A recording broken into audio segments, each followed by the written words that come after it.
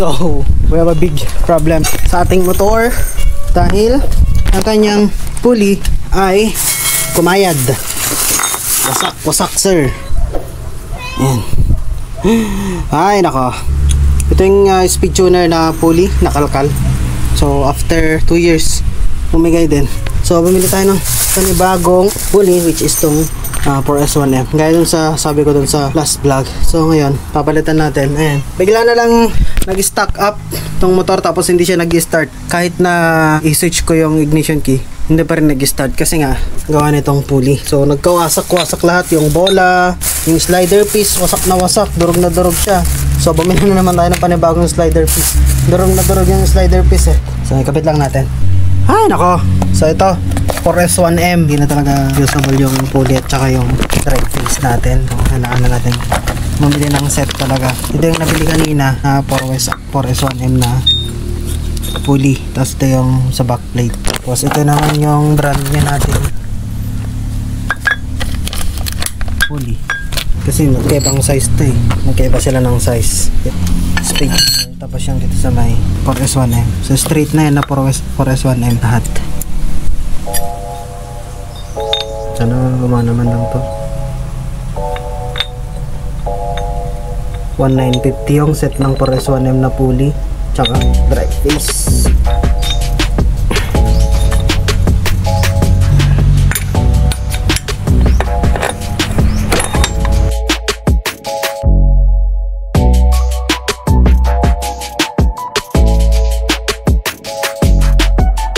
Hindi na natin ginamit yung magic washer. Fire the whole.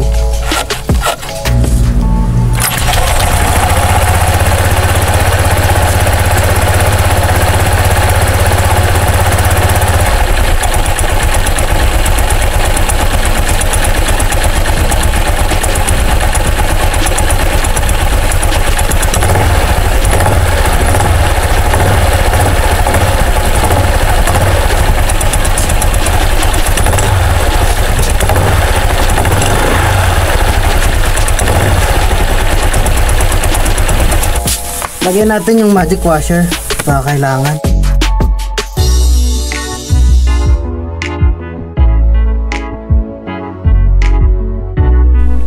Let's go.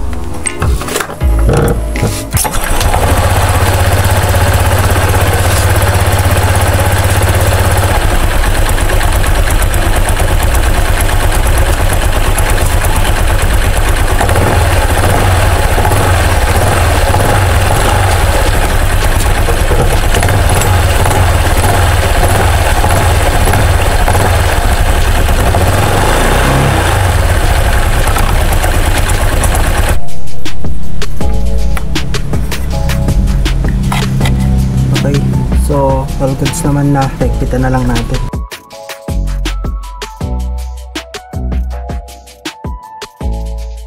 Sarado na. So, ayan na. 4S1M.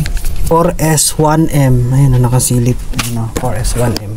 So, tignan natin yung performance. So, rest in peace na sa speed tuner na pulley and drive face. Pero yung bell natin is still speed tuner pa rin yun. Bali ito lang yung bago. 4S1M pulley.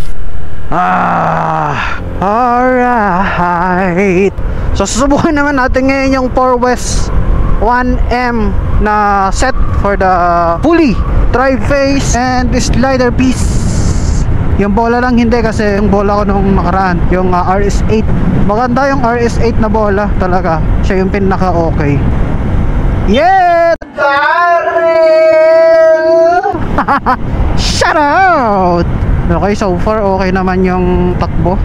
Ang nangyari kasi parang nadurog yung slider piece. Di ba plastic lang yon? Tapos kapag syempre local, mabilis madurog. Kaya ang nangyari, nadurog, kinayad yung pulley. Wala, sagad-sagad gastos men. Kaya kayo mga katribo, sa mga naka-Honda Click dyan, huwag nyong titipirin yung panggilid ninyo dahil yan yung buhay ng motor natin So pag wala yan, pag hindi yan okay, aba, asahan mo, hindi rin okay yung takbo ng motor mo. Or ang worst, hindi tatakbo ang motor mo, di ba? Ayan, so i-review lang natin yung first impression natin sa 4S. Nahirapan akong bigkasin, or S1M. or 4S1M na pulley set. Pero yung clutch bell natin is yun na lang ang natitirang speed tuner. Tara, let's go. Subukan natin.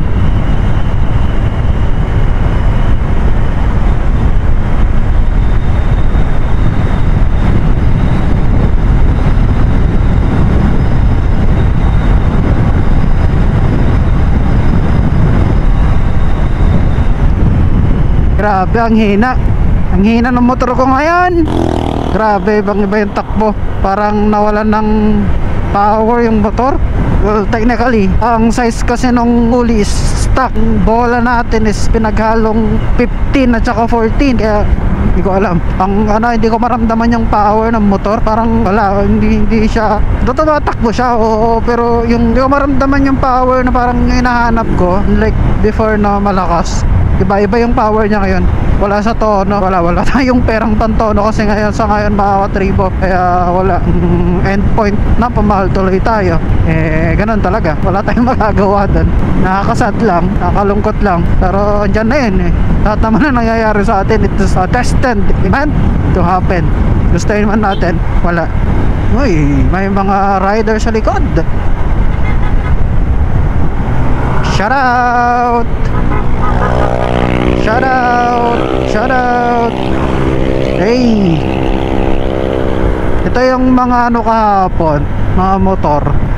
Marami ito Hindi na tayo sasabay sa kanila kasi malalakas siya mga yan. Panigurado. Hey! Hey! Hey! Hey! Hey! Hey! NMAX Club. Oh, NMAX Club. Dami pa yan, meron pa sa likod Sheesh! Pa sa likod pero maganda yung overtaking power niya, hindi ko alam kung bakit. Hey! Hey! Hey! Hey! Hey! Sarap ganda ng overtaking power niya.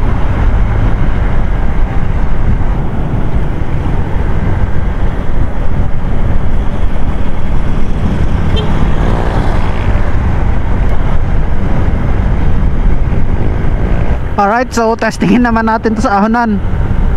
So ang combination ng walay natin is 14-15. Tapos 4S1M na pulley set. Let's go. Let's start from here.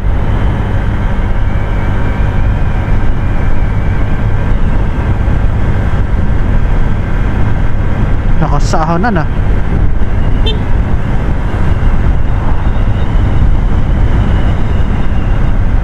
Hey! Kaya malakas siya sa ahonan.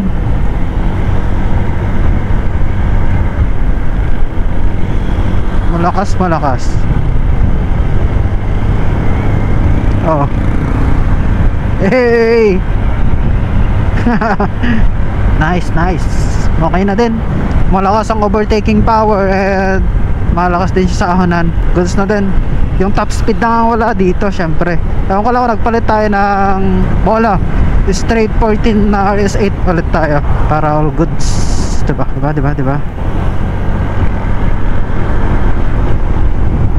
Hindi na pang duluhan yung motor natin ngayon mga katribo. Pang ahonan, rektahan ng malakas. Parang bumalik sa stock technically. Para siyang stock ngayon. Hey!